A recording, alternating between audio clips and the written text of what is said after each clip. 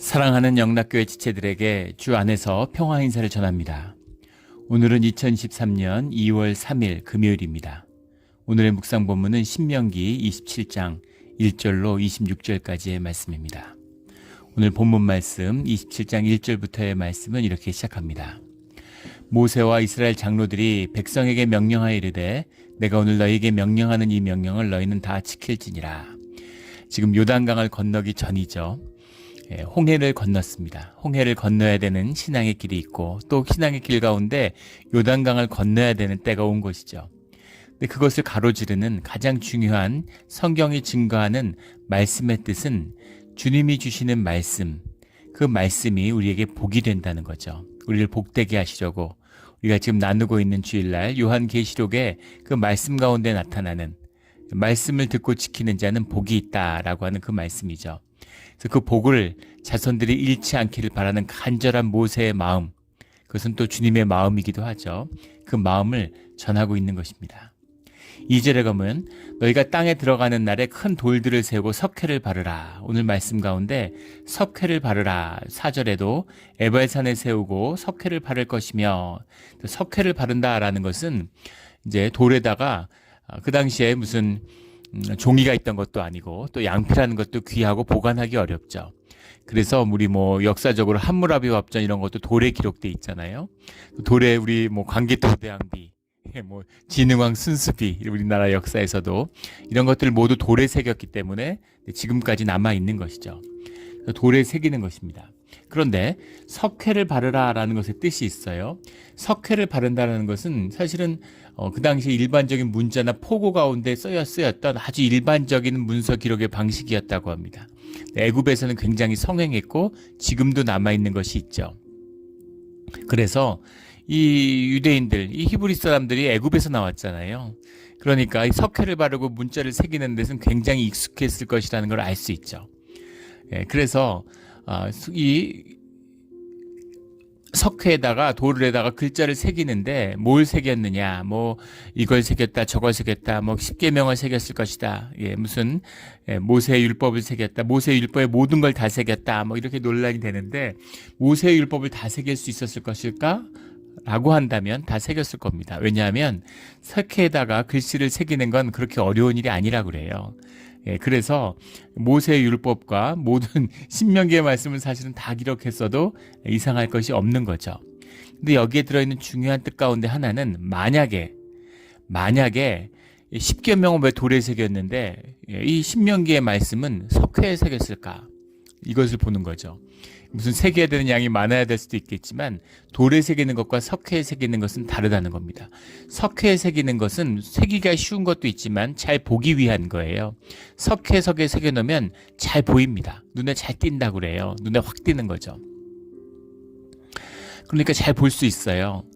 그러나 석회라는 것은 사실은 오래 보존하고 오래 그 말씀을 지키기 위한 것이라면 돌에 새겼어야 되겠죠.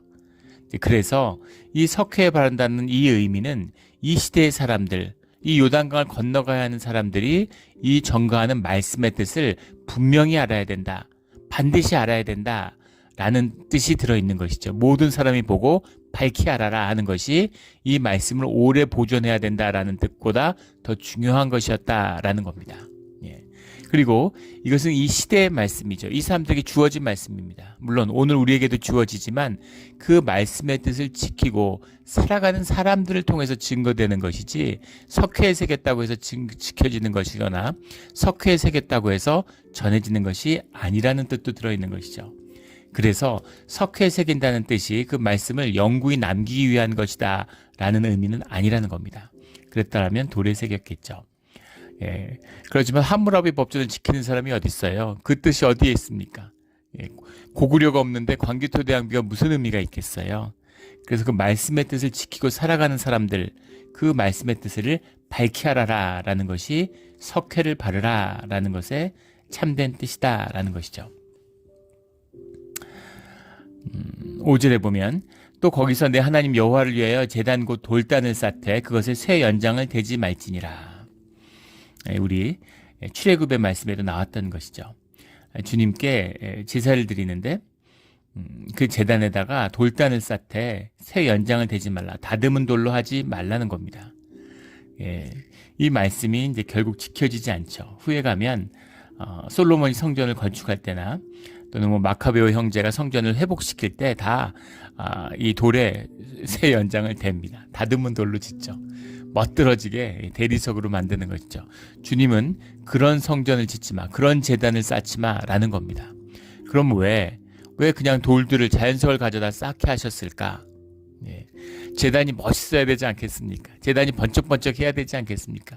주님은 그런 제단 필요 없다, 이런 말씀이에요.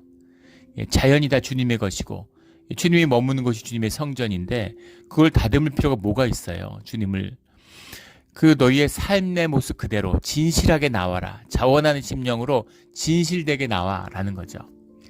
이 제사의 원형을 그대로 보여주는 것이 야곱이 베델에서 주님께 드리는 제사죠. 자기가 배구자던 돌단을 세우고 거기다 기름을 부어요. 그리고 주님께 예배하는 제단을 삼는 것입니다. 그게 베델의 기원이잖아요. 내 삶의 자리, 내게 귀한 것을 주님께 드리고 내 귀한 정성과 마음을 주님 앞에 있는 그대로, 자원하는 심령으로 있는 그대로 바치는 것, 이것이 주님이 받으시는 삶의 예배다라는 겁니다. 성경 가운데 주님이 가장 많이 언급되고 있고 주님이 사랑하시는 사람으로 보이는 대표적인 인물이 다윗이죠. 다윗의 자손에서 그리스도가 나셨으니까 더 말할 것도 없겠죠. 다윗을 보면 삶이 사실 엉망진창입니다. 특히 한번 사울과 비교해 보세요. 윤리적으로나 도덕적으로나 손가락질 받기에 부족함이 없는 다윗이죠. 주님이 다윗을 사랑하세요. 다윗이 물론 주님을 사랑하는 마음이 있기 때문이지만 동시에 다윗이 그 모든 죄악과 거짓 앞에 그것을 숨기는 거짓됨이 없기 때문입니다. 진실하기 때문이에요. 그것이 다윗의 최대의 매력입니다. 주님이 진실한 사람, 우리가 우리 죄에 대해서 솔직하고 진실해야 됩니다. 그래야 주님이 우리를 용서하시고 만나주세요. 주님은 죄인과 함께 하시지만 거짓과 함께 하지 않으십니다. 굉장히 새겨야 할 중요한 말씀이죠. 특히 오늘날 기독교 무덤을 회칠하고 추악하고 거짓됐는데 의롭고 선한 것처럼 꾸미는 그것이 오늘날 교회가 타락하고 기독교가 몰락하는 이유입니다. 우리가 죄 짓는다고 주님이 그 죄 때문에 우리를 버리지 않으세요. 그 죄를 용서해 주기 위해서 십자가에 당신을 못 박는 분이 하나님 아닙니까? 그런데 죄가 없다고 의롭다고 하는 자들, 바리새인들, 사두개인들, 서기관들, 제사장들, 이런 사람들은 주님이 용서치 않으시는 것이죠. 창기와 세리를 품으시는 주님, 그 깊은 뜻을 깨달아 주님 앞에 늘 진실한 모습으로 주님 앞에 쌓는 제단에 쇠 연장을 갖다 대지 않는 그런 우리의 예배의 자리가 되기를 주의 이름으로 축원합니다. 7절에 화목제를 드리고 또 거기서 먹으며 내 하나님 여호와 앞에서 즐거워하라. 주님과 함께하는 진실된 모습이죠. 함께 나누고 코이노니아잖아요. 그리고 주님 앞에서 함께 기뻐하는 그 모습, 그걸 주님이 기뻐하는 거예요. 하늘 가족이니까 서로 나누어 갖고 서로 기뻐하는 것, 성경에 계속돼서 강조되고 있는 본질적인 것이죠. 우리 예배의 모습입니다. 주님에서 함께 기뻐하는 모습이에요. 우리 그 반석학교 친구들이, 우리 탈북자 청년들이 우리 교회를 이제 내일 방문합니다. 이번 주 우리 이제 교회와 함께 하게 되는데 우리 6번 같이 식사를 나눠요. 교회에서 4번의 친교 식사를 나누는데 함께 모여서 기뻐하는 것이죠. 아직 얼굴도 모르죠. 본 적도 없어요. 하지만 주님 앞에서 한 형제 자매임을 고백하고 함께 예배드리고 기뻐하는 것입니다. 주님이 거기서 기뻐하세요. 자녀들이 함께 모여서 즐거워하는 걸 즐거워 기뻐하지 않는 부모가 어디 있겠습니까? 부모의 가장 큰 기쁨이죠. 부모의 생일날 모여서 자녀들이 함께 기뻐하고 즐거워하는 거, 이게 제일 기쁜 일이잖아요. 자식들이 뭐 세상에 성공하고 출세했는데 서로 원수지고 막 재판하고 소송하고 얼굴도 안 보려고 그러고, 이런 부모가 얼마나 비참하고 괴롭겠습니까? 함께 즐거워하고 서로 도와가며 서로 화목한 그 기쁨을 나누는 장면, 이걸 부모가 기뻐하는 것처럼 우리가 예배 가운데 주님과 하나가 되고 함께 떡을 떼며 기뻐하는 모습을 주님이 기다리신다라는 거죠. 우리 그런 교회, 그런 공동체가 되기를 주의 이름으로 축원합니다. 11절부터 26절까지는 그 유명한 그리심산의 축복과 에발산의 저주에 관한 말씀이죠. 우리 여러 번 나눠서 이 말씀에 아주 익숙하실 겁니다. 그 요단강을 건넌 뒤에 세겜 땅으로 가라는 거죠. 거기서 예배를 드리게 되는데 여호수아서에도 나오고 출애굽에도 나오는 그 말씀이죠. 그거는 이제 실제 사건이고 이것은 미리 주신 말씀이죠. 이 신명기의 말씀을 받았기 때문에 여호수아에서 나오는 이 말씀 그대로 한 것입니다. 12절에 보면 너희가 요단을 건넌 후에 시므온과 레위와 유다와 이사갈과 요셉과 베냐민은 백성을 축복하기 위하여 그리심산에 서고 13절에 루벤과 gad과 아셀과 스불론과 단과 납달리는 저주하기 위하여 에발산에 서고 14절에 레위 사람 큰 소리로 이스라엘 모든 사람에게 말하여 이르기를 15절부터 26절까지는 12가지의 저주의 말씀이 나오죠. 28장에 가면 축복의 말씀이 나옵니다. 이 말씀에 대한 많은 오해와 억측이 있어요. 분명한 것은 주님 안에 축복과 저주가 함께하고 있다는 것입니다. 우리가 기억해야 될 아주 중요한 말씀입니다. 기독교가 타락하니까 종교화돼가지고 축복만 팔아요. 삶과 유리돼 있으니까 모든 상관없는 것이죠. 듣기 좋은 말, 주님은 주님은 사랑이고, 주님은 우리를 사랑하시지만은 사랑 자체가 주님은 아니죠. 주님 안에선 분명한 것은 축복이 있지만 저주도 있다는 것입니다. 근데 저주의 얘기는 싫은 거죠. 축복만 받기를 원하는 지니같이 내 소원만 들어주기를 원하는 능력 있는 그게 무슨 하나님이에요. 내 종이잖아요. 그런 거짓된 것이 종교의 모습인 거죠. 근데 그리심산과 에발산이 서 있는데 왜 그리심산과 에발산이었을까? 이에 대해서는 우리 출애굽이나 여호수아서에서 나눈 적이 있죠. 에발산과 그리심산 가보진 않았지만 구선이 마주보고 있다고 그러죠. 산 높이도 비슷하다고 그래요. 그리심산에서는 나무들이 자라고 있고, 그리고 에발산에서는 우리 캘리포니아 생각하면 되잖아요. 수맥이 있느냐 없느냐, 햇볕을 받느냐 안 받느냐에 따라서 마주보고 있지만 완전히 다른 산들을 볼 수 있죠. 그것처럼 그리심산이라는 데는 나무가 아주 이제 잘 자라고, 에발산은 돌로 되어 있는 나무가 전혀 없는 이제 사막 같은 그런 산이라고 그러죠. 그 두 산이 마주보고 있으니까 굉장히 상징적인 의미가 있고, 또 주님께 제사를 드리는 이 세겜이 그 사이 가운데 있는 거죠. 그리심산에서는 햇볕을 이렇게 해가 오르면 그 산을 정면으로 받는다고 해요. 그래서 이제 굉장히 거기에 비해서 산이 이제 마주보고 있는데 그리심산에 가셔서 에발산은 이제 그늘졌다고 그러죠. 그러니까 나무가 자라지 않았겠죠.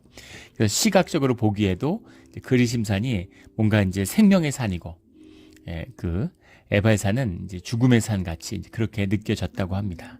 그런 상징적인 그런 현상이 들어있는 거죠. 그런데 여기에 이제 각각 지파들을 세우는데 이 세운 지파 때문에 가면 이렇게 여러 구분들이 있어요. 레와와 라헬의 자식들, 본처의 자식들은 축복의 산에 세우고 빌하와 실바, 첩의 자식들은 에발산에 세웠다. 이런 얘기입니다. 그럴까요? 말이 안 되죠. 왜냐하면 에발산 앞에도 스불론과 르우벤이 서 있습니다. 스불론은 레아의 막내 아들이잖아요.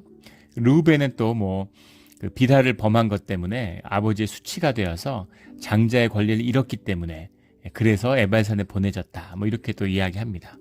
그럼 이 6지파는 저주의 지파고 그리심산에 쓴 지파는 축복의 지파냐? 그렇지 않죠. 12지파, 이스라엘이 축복의 민족인데 왜 무슨 그 안에 반은 저주고 반은 축복입니까? 그건 굉장히 현상적인 생각인 거죠. 그렇지 않습니다. 이 12지파가 세워졌는데 저주하기 위하여 축복하기 위하여, 저주받기 위하여 축복받기 위하여 쓴 게 아니, 그럼 누가 저주받기 위해 쓰겠습니까? 저주를 하기 위하여 축복하기 위하여 섰어요. 축복과 저주의 주체가 되는 주님의 임재가 함께하고 머무는 곳에 서 있는 주님의 지파라는 뜻이죠. 또 에발산에 쓴 지파들이 저주의 지파다 이렇게 얘기하는데 말도 안 되는 소리죠. 야곱의 기도 가운데 아셀이나 납달리는 축복을 받았습니다. 그러니까 저주의 지파라는 것도 말이 안 되는 거죠. 이걸 자꾸만 현상적으로 바라보니까 그리심산과 에발산에 집착하는 거예요. 어느 산에 섰느냐를 중시하는 겁니다. 어느 산에 쓴 게 중요한 것이 아니라 이 12지파가 주님의 임재와 말씀을 선포하고 언약 가운데 서 있는, 저주와 축복 가운데 서 있는 지파라는 의미입니다. 그래서 똑같이 6지파씩 서 있게 되는 것이죠. 이 의미예요. 그리고 중요한 것은 14절에 나오는 레위 사람으로 큰 소리로 이스라엘 모든 사람에게 말하여 이르기를, 이 말씀입니다. 이 말씀을 놓고도 레위 사람들이 세겜에 서 있는데 한쪽은 그리심산에 서 있고 한쪽은 레발산에 서 있는데 그 말씀이 들리며 지금 언약 의식을 하는 건데 이 의식이 현실적으로 가능하냐? 예. 이 말씀 선포가 들리겠느냐? 이제 그런 이야기를 해요. 에발산에 서고 오라는데 에발산 어디 섰다는 겁니까? 입구에 섰나요? 중턱에 섰나요? 산 정상에 섰나요? 상징적인 의미죠. 지금 세겜 땅에 있는 거예요. 근데 그리심산을 향하여 쓰고 에발산을 향하여 섰다는 건 그것은 예배라는 것이 가지고 있는 함축적인 이미지인 겁니다. 표상인 거예요. 예. 무슨 에발산에 축복이 내려서 에발산에 올라간 사람 축복받고, 무슨 그리심산에 간 사람 축복받고, 에발산은 저주가 내려서 에발산에 올라간 사람이 저주받고, 이런 의미가 아니라 산에 무슨 저주와 축복이 있겠어요. 예, 이거 애니미즘이죠. 사람들의 자연주의적인 인간의 본능 같은 것입니다. 축복과 저주가 있다는 걸 다 알아요. 근데 그것을 현상과 결부시켜밖에 이해하지 못하는 거죠. 영이 있는 자들은, 본질을 보는 자들은 본질이 가지는, 현상이라는 것이 의미 없는 것이 아니라 현상이라는 건 표상이잖아요. 본질의 뜻을 담는 그릇입니다. 그릇이 전부가 아니라 중요한 건 거기에 담는 내용물, 그 본질이 중요한 것이죠. 핵심은 뭐냐면 주님 안에 축복과 저주가 함께 있다는 겁니다. 굉장히 중요한 말씀이죠. 15절부터 뭐 장색의 손으로 조각할거나, 장색, 이것도 잘 안 쓰는 표현이죠. 장인 장자에 빛깔색 자를 쓰는 겁니다. 얼굴색 자. 얼굴색을 쓰기 때문에 이게 사람이란 뜻도 돼요. 장색이라는 건 장인, 기술자의 손으로 그럼 될 거를 거의 쓰지도 않은 장색의 손으로, 영어로 하면 크래프트맨, 카라쉬라는 말인데, 카라쉬라는 게 기술자죠. 예, 그들의 손으로 우상을 만드는 자들. 근데 그게 아니라 뭐 부모를 경홀히 여기는 자들. 그런데 가다 보면 뭐 객이나 고아와 과부의 승소를 억울하게 하는 자들은 저주를 받을 거, 12개의 저주가 나옵니다. 그런데 뭐 짐승과 교합하는 자, 아버지의 딸, 어머니의 딸과 동침하는 자, 장모와 동침하는 자, 이웃을 암살하는 자, 무지한 자를 죽이려고 뇌물을 받은 자, 이런 자들. 그런 자들을 용납하고 그런 자들을 저주하지 않는 그런 세상이 어디 있습니까? 이런 걸 문화적으로 용납하는 그런 동서고금을만 하고 어떤 지역에, 어떤 땅에, 어떤 인간, 원시 부족에서도 이런 건 용납하지 않아요. 터부입니다. 그런데 이것을 금지하는 것에 목적이 있는 것이 아니고 거기에 초점이 있는 것이 아니에요. 누구나 이것을 금지합니다. 어디나 이런 걸 처벌해요. 그러나 거기에 초점이 있는 것이 아니라 주님의 뜻과 말씀 가운데 그것에 주님의 저주가 임할 수 있다는 겁니다. 주님의 말씀의 뜻을 거역하면 거역에 초점이 있는 것이 아니라 주님의 뜻에 초점이 있는 거예요. 주님의 뜻을 거역하는 것은 세상의 뜻을 거역하는 것과는 다릅니다. 주님의 말씀을 거역하는 건 세상의 터부를 어기는 것과는 달라요. 그것이 초점인 거죠. 그래서 주님의 이름과 언약을 맺은 자, 주님과 약속했는데 말씀을 더럽히고 주님을 더럽히는 자는 주님의 저주를 받게 된다라는 겁니다. 주님의 저주를 받는다는 게 얼마나 무서운 것입니까? 바리새인들, 사두개인들, 주님의 저주를 받았어요. 종교인들이죠. 누구보다 말씀을 잘 알고, 누구보다 기도 많이 하고, 누구보다 좋은 일 많이 하는데, 그런데 그것이 자기의 의의를 세우는 거짓이었다는 겁니다. 그런 자들은 주님 끝에 저주를 받아요. 주님이 연자 맷돌을 목에 걸고 강물에 뛰어드는 게 더 나았겠다, 이렇게 얘기하시죠. 태어나지 않는 게 너에게 더 복이었을 텐데, 이렇게 말씀하십니다. 이게 종교의 거짓이 빚어지는 참극입니다. 이 저주가 얼마나 무서운 것인지 현상의 사람들은 상상도 할 수 없는 것이죠. 이 저주를 두려워하지 않아요. 육신의 삶이 다니까, 현상의 삶이 다니까 주님이 얼마나 무서운지를 모르는 것이죠. 영의 것을 알지 못하니까, 죽음 뒤에 벌어지는 본질의 세계를 보지 못하니까 그 두려움이 없는 것입니다. 우리 인간이 세상의 저주를 이기지 못합니다. 세상 사람들이 뭐라 그러고 세상 사람들이 말로 뭐라 그러는 거, 사람들 말에 영이 있으니까 말로 막 뭐라 그러면 사람들 영이 훼손돼요. 무시무시한 겁니다. 영국에서 인도인 총리가 섰죠. 상상도 할 수 없는 일입니다. 근데 그런 일이 있을 수 없는 일인데 그런 일이 벌어졌어요. 근데 여러 가지 전국의 사태가 엇갈리면서 있을 수 없는 일이 이루어진 겁니다. 만약에 보수당에서 당원 투표를 했으면 절대 인도인 총리는 나올 수 없죠. 보수당이 지금 뭐 장기 집권을 하고 있죠, 영국을. 그런데 보수당원이 7만 5천 명이라 그럽니다. 6,500만 명의 운명을 결정하는 보수당의 총리와 모든 것이 다 7만 5천 명의 결정으로 이루어져요. 그런데 영국에는 그 1,000만 명이 넘는 그런 이제 이민자들이 살고 있습니다. 1,000만 명의 이민자의 목소리는 보수당 안에 전혀 반영이 되지 않아요. 인도 사람도 수백만이 있지만 전혀 그 목소리는 반영되지 않는다고 합니다. 7만 5천 명은 다 백인 할아버지들이래요. 전통적인 보수 당원들이죠. 그 사람들의 투표가 민주주의적인 것 같지만 그 사회의 민주적인 요구를 전혀 수용하지 못하는 구조인 거죠. 그건 뭐 약과죠. 2차 세계대전에 바이마르 공화국이 인류 역사상 가장 민주주의가 진전된 나라였다고 평가합니다. 그 독일인들이 무슨 데카르트와 칸트의 나라잖아요. 예. 헤겔의 나라입니다. 사람들이 철학적이고 그런 지적 수준이 가장 높은 것이 독일인들이었죠. 독일에서 나치가 나왔어요. 예. 어떻게 그런 일이 있을 수가 있을까? 수백만 명을 학살하는 그런 정말 미치광이 아니면 상상할 수도 없는 그런 나치 정권이 선거를 통해서 집권했습니다. 이게 민주주의의 진실이에요. 무슨 민주주의가 절대 선인 것처럼 얘기하는 사람이 있습니다. 그렇지 않아요. 민주주의는 현상의 그릇일 뿐입니다. 그것을 담든 참되고 선한 마음이 회복되지 않으면 모든 제도라는 것은 무용지물이죠. 그런데 문제는 무엇이었냐면 나치들이 선동 같은 걸 동원해서 소수의 폭력이 어떤 식으로 그 사회를 무기력화시키나 하는 것을 보여주는 아주 좋은 예죠. 러시아 같은 나라는 한 100여 명의 그 마피아 두목들이 국가를 털어먹은, 그걸 이제 지금 이제 정치학 용어로도 이제 새로 만들어진 독특한 범죄 조직이 국가를 장악하고 있는 이제 그런 나라들이 있죠. 그런 독특한 케이스입니다. 소수의 폭력이 위력적인 겁니다. 한국의 전통 야당이 지금 엉망진창이죠. 세상에 지탄을 받고 있어요. 집권당이 실수를 하고 실책을 하면 그것을 견제하는 것이 야당의 역할인데 비리와 막 이런 걸로 얼룩져가지고 완전히 무기력하게 이를 데 없죠. 절대 다수당인데도 꼼짝 못해요.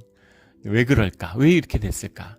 근데 팬덤에 얼룩진 뭔가 가치와 의미를 상실한 진보의 가치가 있고 뭔가 도덕적인 그런 자신감이 있어야 되는데 그걸 완전히 상실해버린 거죠. 무기력한 집단이 됐는데 그것을 움직이는 그런 핵심적인 지지층 때문에 말도 못하고 꼼짝 못하는 겁니다. 완전히 무기력한 거예요. 그런데 그 정치학자들이 그걸 분석해 보면 그걸 이끌어가는 핵심적인 지지자들, 핵심 지지층이라고 하는 사람들은 사실은 한 2,500명 정도에 불과하다고 그러죠. 그 사람들이 막 정치 테러하고 욕설 문자하고 욕설 전화하고 막 거기 가서 뭐 던지고 뭐 무슨 막 이런 식으로 일종의 정치 테러죠. 그런 조직화된 소수의 폭력이 거대 정당을 좌지우지한다는 겁니다. 사람들이 다 개인이잖아요. 연대가 돼 있지 않으니까 두려움 때문에 수천 명이 괴롭히는데 꼼짝 못하는 거죠. 수천 명의 학생이 있는데 불과 수십 명의 그런 학생 폭력단 이런 애들이 학교를 지배하고 이런 일들이 벌어지잖아요. 약자들을 괴롭히는데 그것에 대응하지 못해요. 폭력, 정치적인 폭력. 이런 것이 가지는 위력이죠. 무슨 얘기를 하려는 거냐면 세상의 그 야비함과 더러운 이걸 보십시오. 그런 소수의 폭력에도 사람들이 꼼짝 못하고 세상의 저주를 견디지 못해요. 그런데 현상의 것이 아니라 본질에 가장 생명의 근원에 계시는 주님의 저주를 받는다고 한번 생각해 보십시오.